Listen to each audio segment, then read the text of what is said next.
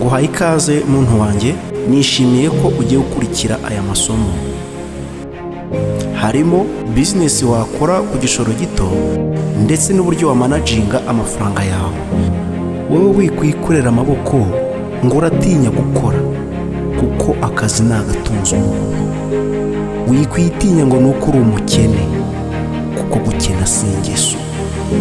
Make ufite yaba intangiriro y'ubuzima bwawe, kuko nta mwana uvuka ngo yuzure ingobyi, n'ubundi nta wakize utaratangiriye kuri zero. Ayo makeya yaba intangiriro y'ubuzima bwawe. Yego uyu munsi uri umukene, ariko ejo uzaba umukire. N'abariya twita abakire babanje gutunga udufaranga dukeya, ari two nawe ufite aka kanya. Nawe rero ubuzima bwahinduka ukamera nkabo, cyangwa se yenda ukanabarusha. Ngaho reba iyo video iri aho hasi kandi iragufasha mu buryo bushoboka. Ndagushimiye kandi urakoze cyane.